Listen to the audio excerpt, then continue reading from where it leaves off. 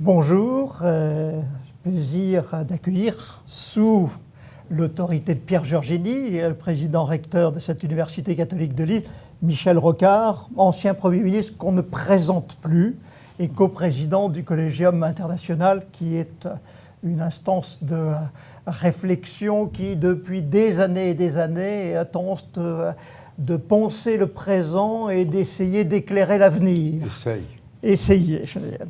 Je suis face à vous deux qui avez l'un et l'autre écrit ou dirigé récemment deux livres marquants. Celui de Pierre Giorgini, La transition fulgurante, qui est au cœur de toutes les problématiques qu'on a aujourd'hui, qui touchent à l'interaction de toutes les sciences, la nécessité de repenser le monde, un avenir qui est en métamorphose assez étonnante. Donc, et un sentiment, quand on connaît votre passion, d'optimisme sur la manière de concevoir les relations humaines, de repenser la vie en commun et d'utiliser l'ensemble des sciences de manière interdisciplinaire pour prévoir cet avenir. Michel Rocard vient de produire un nouveau livre encore marquant, Suicide de l'Occident, suicide de l'humanité, qui vient en contrepoint par rapport à cette présentation nous dire comment l'homme politique éminent qui fut, avec succès majeur sur un certain nombre de dossiers, et notamment lorsqu'on parle de vivre ensemble la Nouvelle-Calédonie, c'est-à-dire comment faire vivre ensemble des communautés qui paraissent avoir une évolution divergente, irréconciliable. Je veux dire que Michel Rocard, qui a fait preuve là, dans ce bouquin, de son désarroi par rapport à une situation dans laquelle la complexité croissante du monde n'est pas prise en compte comme on le devrait, dans laquelle les crises multiples sont en train de se développer dans tous les secteurs d'activité, et quelque part une défaillance de la gouvernance mondiale qui, hélas, fait jour, qui se traduit très récemment par ce qu'on voit, y compris en Europe, avec la situation de la Grèce ou l'incapacité à aborder les crises financières ou l'environnement ou la montée des violences ou le terrorisme de la manière qu'il voit. Donc un sentiment plus pessimiste sur l'un des autres. Alors Pierre Giorgini, vous qui avez cette volonté d'avancer et de trouver des solutions, et Michel Rocard qui, lui, fort de son expérience passée, a un certain nombre d'interrogations et de doutes, dites-nous comment en fait notre humanité peut, en partant de la base, avancer demain, et ensuite je pense que Michel Rocard pourra réagir et vous poser toute une série de questions.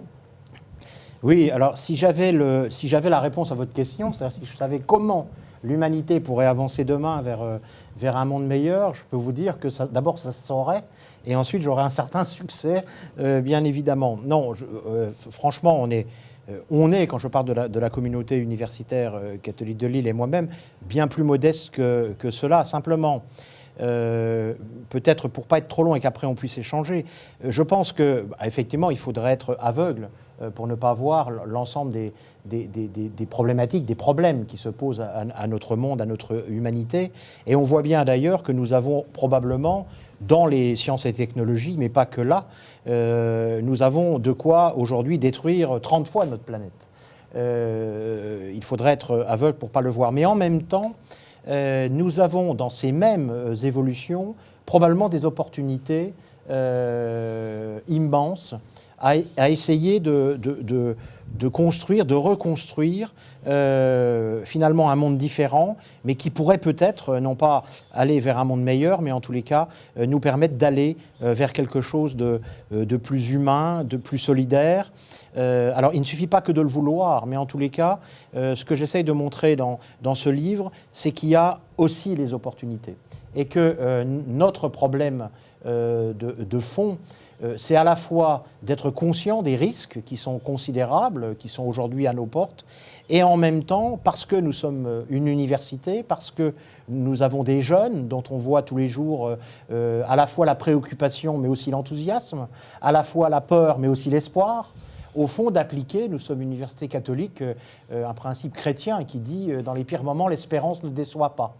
Et donc, voilà, il y a de l'optimisme dans ce livre, c'est vrai, mais je ne pense pas que ce soit un optimisme béat, c'est-à-dire un optimisme naïf, comme on peut le voir à certains endroits, qui laisserait croire qu'au fond, les choses vont évoluer vers le meilleur, comme cela, au fond, de façon presque, je vais dire, naturelle. Et donc, je crois que l'objectif de ce livre, c'est à la fois d'essayer d'identifier ce qui se passe, c'est-à-dire cette corrélation très forte, que je qualifie de systémique, entre une véritable révolution technoscientifique, qui, je prétends, est sans précédent au niveau de sa puissance, parce qu'elle-même procède d'une systémique, c'est-à-dire cette transition technoscientifique est elle-même le produit d'ailleurs, pour s'en apercevoir, il faut être en capacité de voir que c'est les interactions entre les différentes révolutions technoscientifiques qui produisent ces ruptures, avec les risques et avec les opportunités, que nous sommes également dans une transformation d'ordre social, c'est-à-dire que nous voyons naître des nouvelles formes de communautés agissantes, nous voyons naître un monde complètement interdépendant, nous voyons une crise de nos systèmes institués traditionnels. Et puis, troisièmement, l'émergence de nouvelles formes d'économie, l'économie créative, l'économie collaborative, l'économie de la fonctionnalité, l'économie circulaire, qui sont des principes, des façons de travailler qui sont en train d'émerger aujourd'hui et qui, à mon avis, sont porteuses d'espoir, en même temps d'ailleurs qu'elles sont porteuses de dérégulation, qu'elles sont porteuses de remise en cause de nos systèmes. Donc moi, ce qu'on a essayé de faire, et d'ailleurs je rappelle que ce livre est organisé sous forme d'un débat, d'une dispute, puisqu'il y a des gens qui s'expriment en contrepoint, en accord ou en désaccord, c'est que je pense que nous avons besoin de développer une dialectique très très forte sur ce monde, de la partager avec nos étudiants, avec ces jeunes, de ne pas laisser croire qu'au fond ce serait le sujet des experts, ou le sujet des professeurs, ou le sujet des politiques. Je crois que nous rentrons dans un monde où chacun va devoir prendre conscience, comme je le dis souvent, qu'il est porteur d'une part d'universel dans chacun de ses actes les plus quotidiens, des actes de consommation, des actes de choix qu'il peut faire dans sa vie. Et donc cette montée en conscience nécessaire, indispensable à la survie de notre humanité, à ce dont j'ai été sensible d'ailleurs, et ce sur quoi je suis sensible, c'est-à-dire cette espèce de tension qu'il y a entre le monde tel qu'il nous a été donné, c'est-à-dire ce sens qui nous précède, qui est dans nos institutions, qui est dans notre histoire, et puis cette espèce de bouleversement systémique qui nous oblige à trouver les ressources pour, en quelque sorte, le recréer. Et je crois que ce tiers chemin, dont je parle aussi assez souvent, est indispensable. C'est-à-dire qu'on voit bien qu'on a d'un côté, on va dire, les conservateurs, ou que d'aucuns qualifient de bioconservateurs, c'est-à-dire qu'ils disent non, il faut revenir à un ordre naturel, il faut rejeter la technologie, il faut revenir à quelque chose qui aurait été formidable. Moi, je viens d'une famille, mon grand-père a fait la guerre 14, mon père a fait la Deuxième Guerre mondiale, donc ce passé quand même a été aussi extrêmement douloureux et extrêmement violent. Et en même temps, les naïfs qui voient dans les sciences et les technologies l'idée qu'on pourrait créer une post-postmodernité qui éradiquerait presque comme ça, de façon, j'allais presque dire naturelle, la souffrance, le mal, les fragilités, etc. Et moi, je crois au tiers chemin, et je pense que ce tiers chemin, hélas, ne peut plus être construit aujourd'hui seulement par les grandes institutions internationales. M. Michel Rocard rappelait qu'il n'y a pas eu de grands accords qui ont fonctionné à l'échelle internationale ces dernières décennies. Moi, je crois qu'il faut reconstruire de bas en haut, c'est-à-dire il faut, par cette montée en conscience, par cet enthousiasme non naïf, ce tiers chemin, cette prise de conscience que nous sommes porteurs d'une part d'universel, voir comment on reconstruit de bas en haut. La question, c'est la question de la temporalité. Aura-t-on le temps de faire cette reconstruction de bas en haut? Voilà. Ça, c'est effectivement une question qui est obsédante, mais en même temps, nous sommes une université. Et donc, notre mission, c'est aussi de travailler sur le moyen terme, le moyen et long terme, et de mettre ces jeunes en perspective, en fait. Je crois que c'est ça. C'est les mettre en perspective, de leur dire, le monde a besoin de vous, pas comme il en avait besoin avant. Il a besoin de vous en tant qu'acteur impliqué dans votre quotidien, dans votre travail, dans votre vie de tous les jours. Vous ne pouvez plus considérer que la question de votre impact sur le climat, de votre impact sur l'environnement, c'est une autre question, c'est la question des institutions, etc. C'est votre question, et donc pour ça, vous avez quand même ces ressources Internet qui peuvent produire le pire, mais qui peut aussi leur donner les moyens de monter en conscience et même d'agir. Il y a sur Internet des effets de hordes sauvages, il y a des effets de violence, mais il y a aussi des effets formidables de solidarité, il y a des communautés qui naissent, etc. Donc voilà, apprenons à regarder le meilleur, le promouvoir, le faire vivre avec enthousiasme et en même temps ne surtout pas être complaisant, naïf par rapport à ce qui se profile aussi en parallèle avec cette émergence. Michel Rocard, vous avez entendu, je veux dire que, Oui, j'ai très bien entendu. que la base... J'ai du mal à commencer autrement qu'en remerciant Monsieur le recteur Georges Lydie et toute son équipe de l'excellence de l'accueil ici et de la belle matinée qu'ils m'ont fait passer. Nos éditeurs comprendront très vite. L'objet de mon travail à moi, c'est la régulation mondiale. C'est là que ça ne va pas bien. Je baigne donc dans un grand pessimisme dont vous m'avez sorti le temps d'une matinée. L'espoir qu'on lit dans les yeux de tous ceux qui vous approchent. L'espoir que l'on devine porté par les nouvelles techniques que vous inventez, les nouvelles relations que vous créez.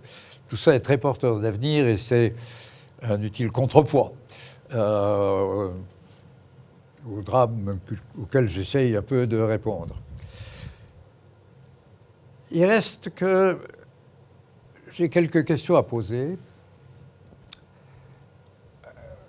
Je vous en ai posé une déjà à titre privé tout à l'heure en vous demandant si dans toute l'énormité de l'invention de communication et de société à laquelle vous procédez ici, dans les écosystèmes innovants, dans les laboratoires, etc., il y avait une discipline des sciences humaines qui servait de référence ou de cadre, et la réponse est que non.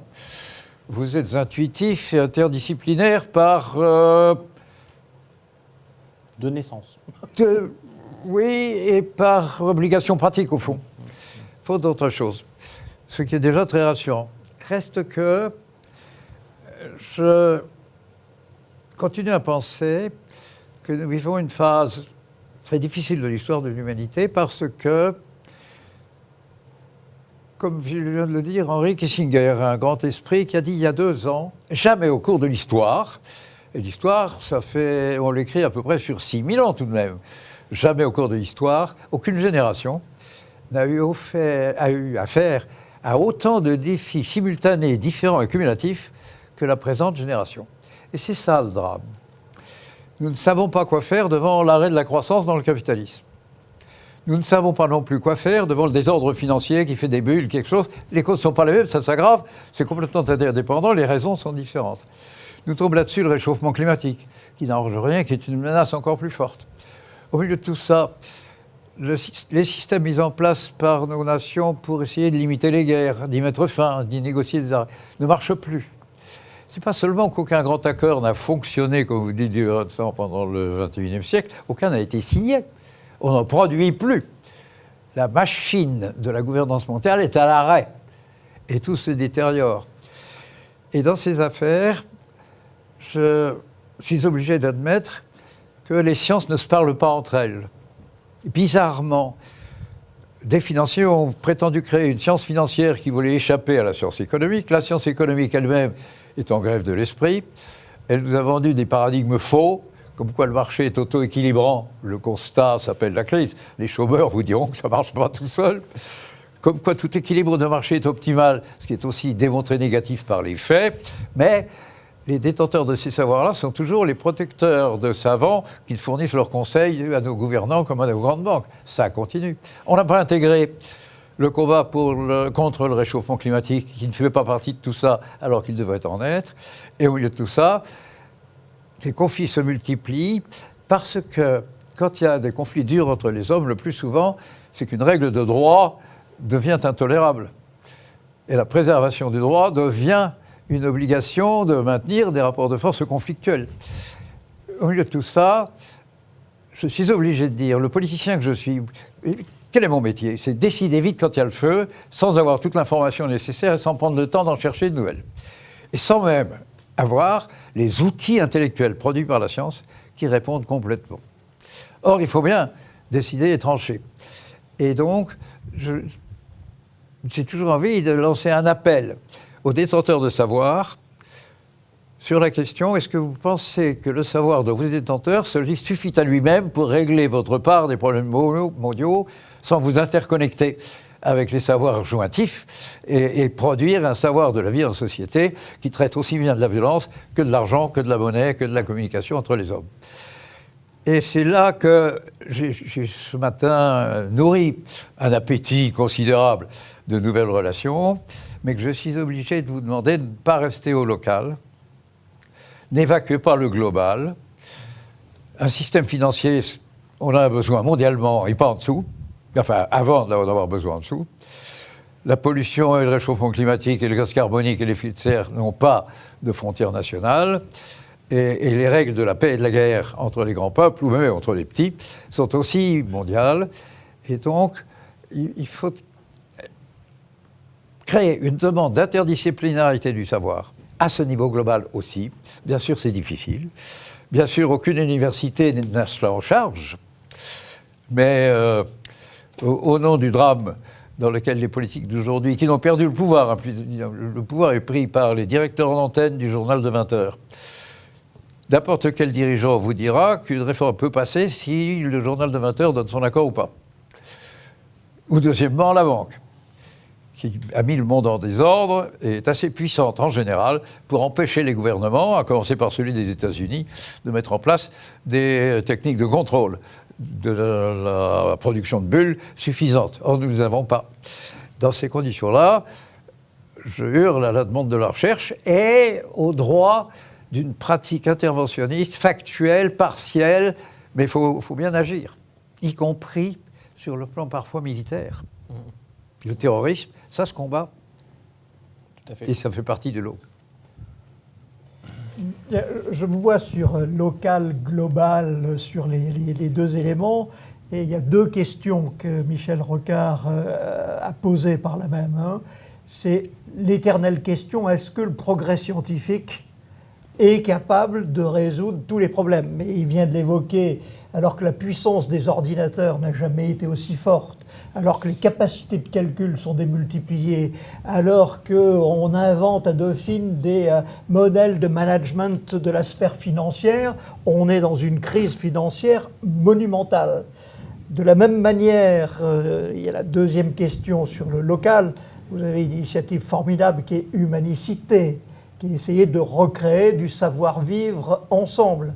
Ce savoir-vivre ensemble que vous évoquez, entre diverses couches sociales, des gens plus ou moins favorisés, handicapés, jeunes et vieux, etc., il est confronté aujourd'hui à un problème majeur qui est celui de la montée des violences, du repli identitaire, de la difficulté qu'on a dans notre pays de voir coexister des religions. Comment pensez-vous pouvoir intégrer cette donnée, y compris dans votre recherche et les expériences, la vie que vous développez dans ces cités?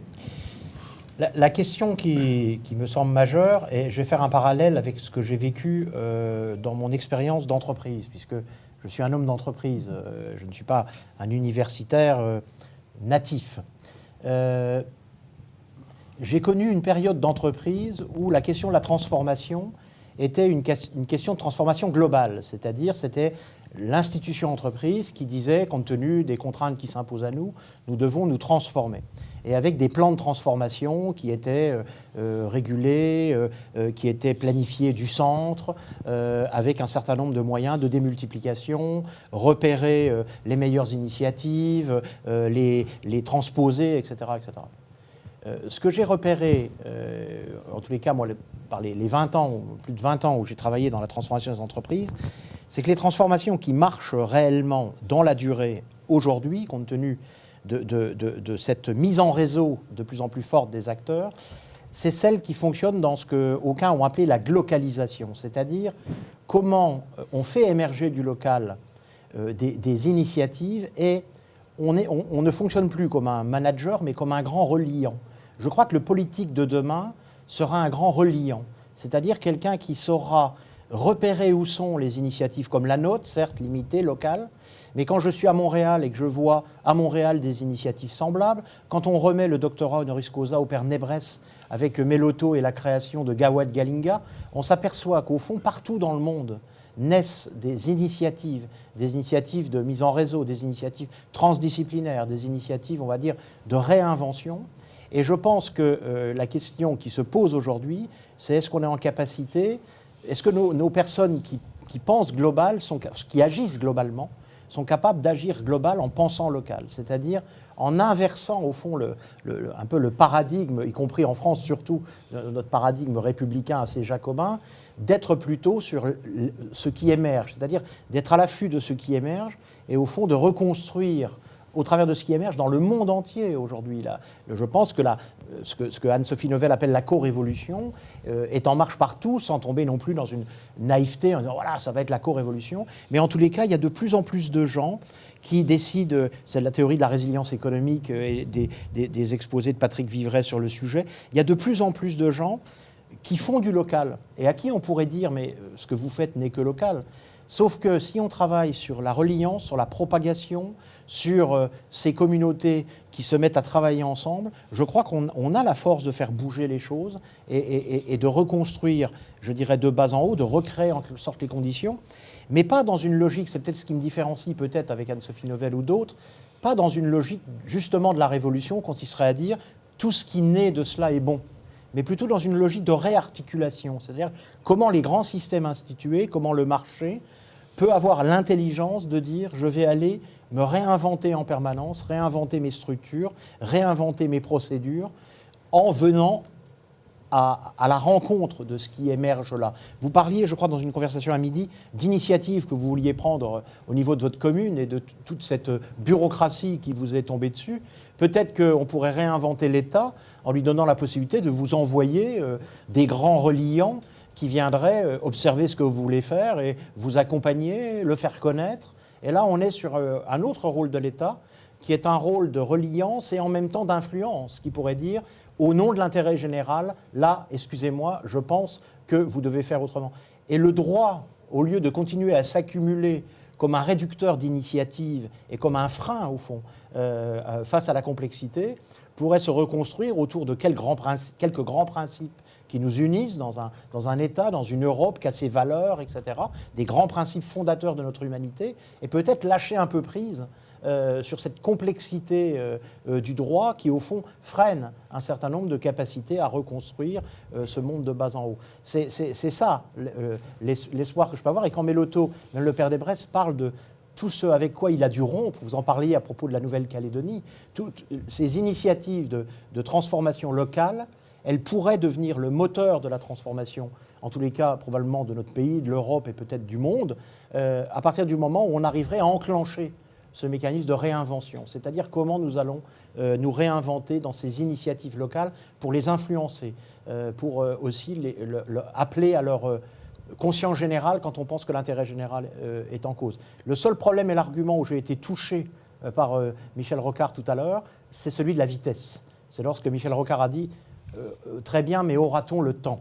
Et là, j'avoue que je ne sais pas répondre. Peut-être n'a-t-on plus le temps. Sur votre question, vous dites que la question va revenir par le local. Je sais qu'il y a un autre sujet qui tient à cœur à Michel Rocard en remontant sur le global, c'est la capacité de coopération. Alors vous dites entre intervenants locaux. Quand on voit les difficultés, c'est l'une des questions qu'il a entre intervenants nationaux. Comment peut-on faire en sorte d'être certain que ce qui peut se faire au niveau local va avoir au niveau national et au niveau international une capacité, trouver des débouchés, trouver des solutions. C'est toute la question de la souveraineté nationale dont Michel parle souvent. Cette question-là, on peut accepter qu'elle soit résumée à travers le mot de vitesse, simplement. Car c'est vrai qu'il y a une vitesse de désagrégation, à la fois dans la montée de la violence et en même temps dans la dénaturation du rôle de l'argent. Je vous signale que tout le système bancaire mondial finance de moins en moins l'investissement des entreprises et alimente de plus en plus pour 98% de son volume total, des systèmes spéculatifs destinés à des enrichissements personnels en laissant de côté l'investissement. Là, il y a deux facteurs qui voient toute allure et qui désagrègent. Mais curieusement, quand vous avez, monsieur le recteur, évoqué tout ça à l'instant, il m'est venu l'envie d'ajouter à ce drame de la course de vitesse un autre problème. Il y a une hypothèse implicite dans tout ce que vous venez de dire, à quoi j'avais envie de dire d'accord, incidemment. Je suis d'accord avec la tirade. Mais qui le fait? Et votre hypothèse implicite, c'était que c'est les politiques qui y parviendraient. Or, dans le drame de la crise, il faut inventorier que le grand vaincu, c'est le pouvoir politique.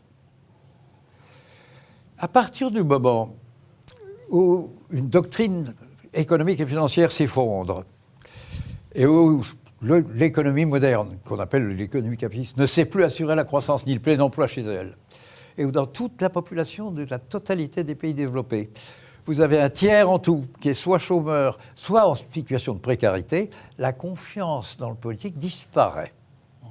Nous avons perdu le pouvoir.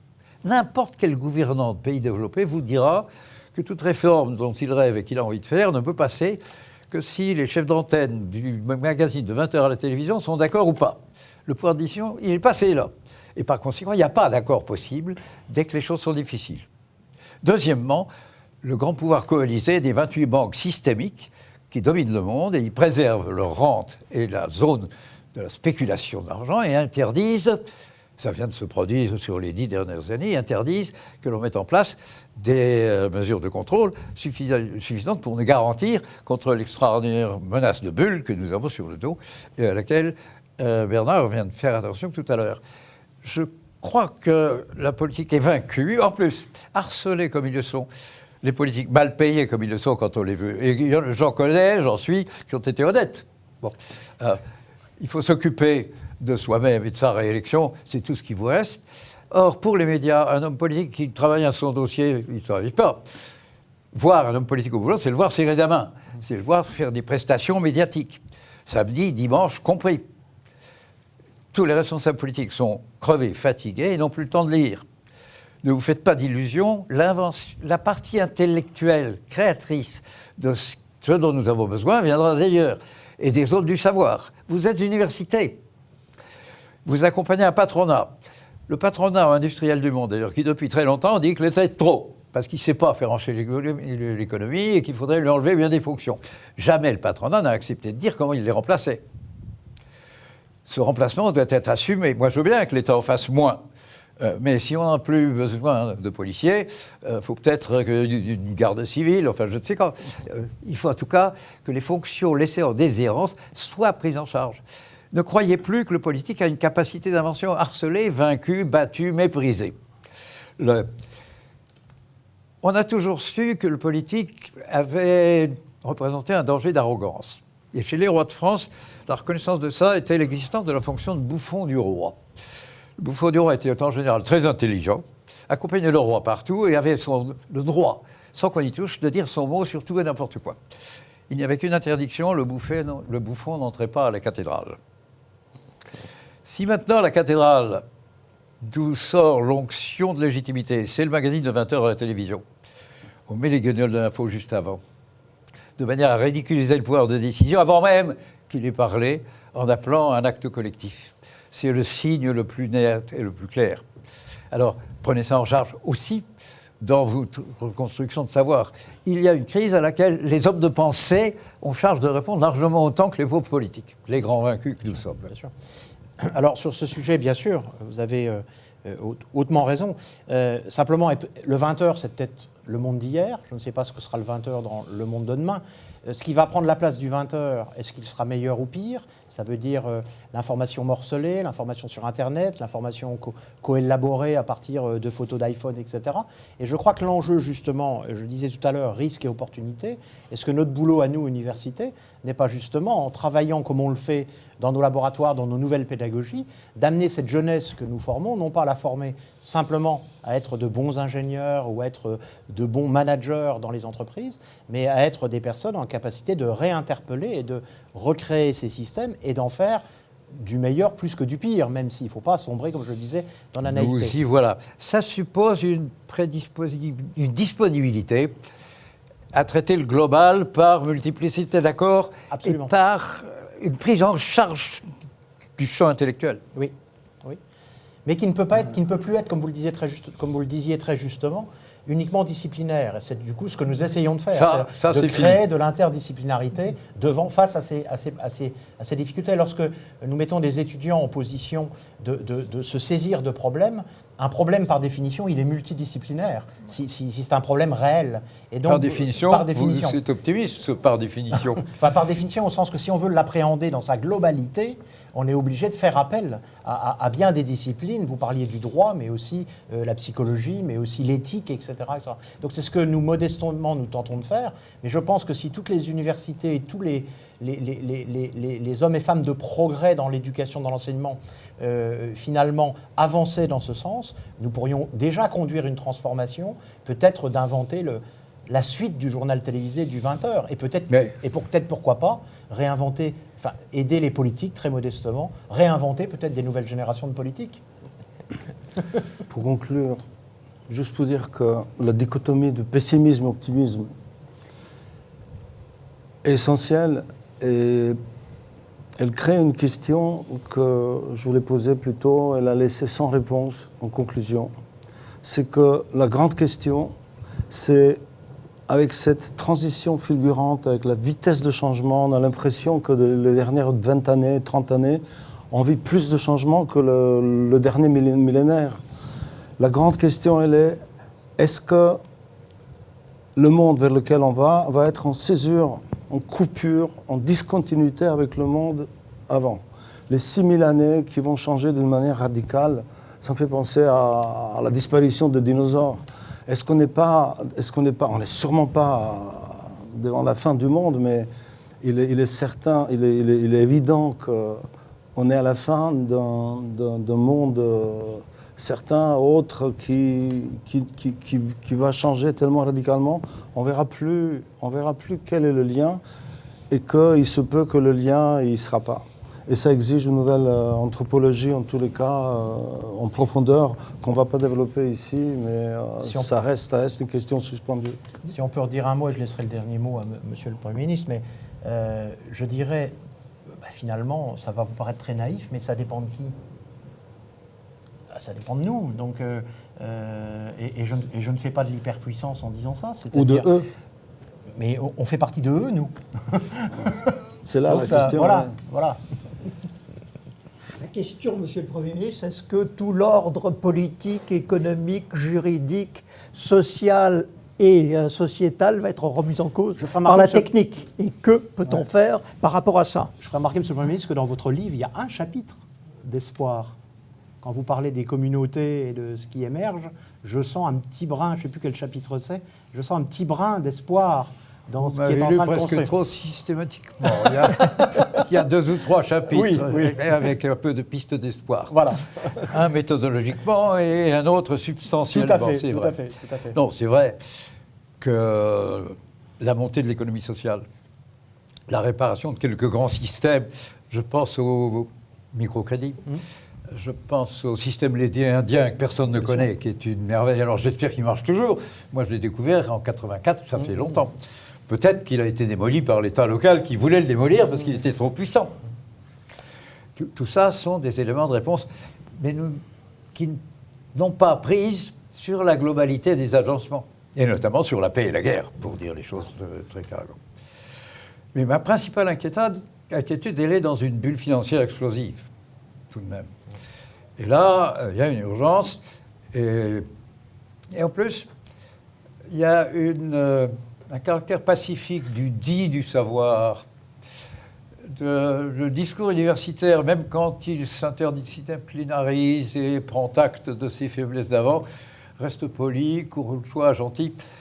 Quand ce prix Nobel de la paix qui s'appelle Amartya Sen a commencé à écrire sur la désorganisation du système, il l'a fait avec un tel refus de mettre en cause ses contradicteurs, une telle courtoisie, une attitude de gentleman britannique, que personne n'a osé ouvrir un conflit. Or, il était le premier dénonciateur des folies qui mettent le monde dans l'état dramatique où il est maintenant. Il faut hurler et ne pas exclure que tout ça va être conflictuel. Oui.